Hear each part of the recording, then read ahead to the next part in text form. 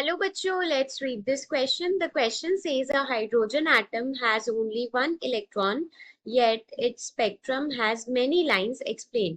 Name the spectral series which lies in the visible region of the electromagnetic spectrum. Mention the conditions under which the spectral line in this series will have maximum and minimum wavelengths. So यहाँ पर हमारे पास जो की concept use होगा वो है हमारे पास spectrum of hydrogen atom. Spectrum of hydrogen atom. तो क्वेश्चन में बोला गया है कि हाइड्रोजन एटम के पास केवल एक इलेक्ट्रॉन होता है, बट उसके स्पेक्ट्रम में फिर भी बहुत सारी लाइंस होती हैं। ऐसा क्यों? इलेक्ट्रॉन तो एक होता है बट एनर्जी लेवल्स तो काफी सारे होते हैं।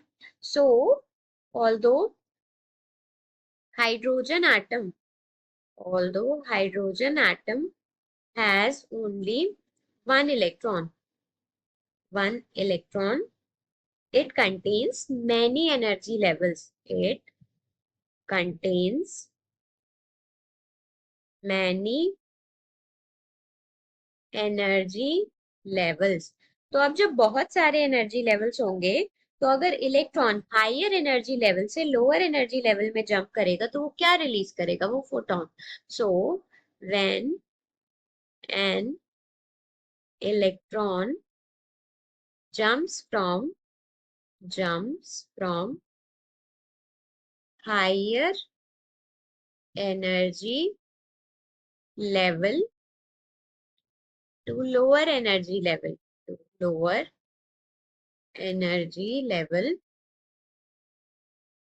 it releases a photon.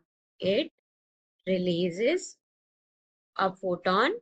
अब फोटोन रिलीज हो रहा है तो एक अलग वेवलेंथ होगी, एंड ये जो हमारे पास फोटोन होंगे इनकी अलग अलग वेवलेंथ होगी, तो अलग अलग लेवल्स होंगे, तो ये हमको लाइंस की फॉर्म में अपीयर होते हैं। So these photons appear as lines. अब फोटॉन्स अलग अलग जनरेट हो सकते हैं, इसलिए लाइंस भी अपीयर हमको अलग अलग होंगी। इसलिए इलेक्ट्रॉन तो एक होता है बट स्पेक्ट्रम में लाइंस काफी सारी होती हैं। अब नेक्स्ट पार्ट में हमसे पूछा गया है कि बताइए वो कौन सा रीजन है ये लाइंस का, स्पेक्ट्रम का, जिसमें विजिबल लाइट जो है आती है वो होती है हमारे पास बाल्मर सीरीज। क्या बोलते हैं उसको हम? Balmer series. जो हमारे पास बाल्मर सीरीज होती है उसके लिए फाइनली जो लाइन है वो कहाँ पे आएगी? वो n=2 लेवल पे आकर रुकेगी। सो n=2 मतलब कि यहाँ पर जो सीरीज होगी वो हमारे पास 3 से 2 वाली लाइन भी आएगी, 4 से 2 वाली भी आएगी, 5 से 2 ट्रांजिशन भी आएगा, 6 से 2 ट्रांजिशन भी आएगा। तो जो हमारे पास फर्स्ट लाइन होती है, क्या होती है? फर्स्ट लाइन जो होती है हमारे पास सीरीज की, जिसको हम स्टार्टिंग लाइन भी बोलते हैं। क्या बोलते हैं? स्टार्टिंग लाइन या फिर इनिशियल लाइन। इनिशियल लाइन वो जो लाइन होती है, मतलब कि यहाँ पर क्या होगा, n=3 से लेके n=2 वाली होगी हमारे पास फर्स्ट लाइन।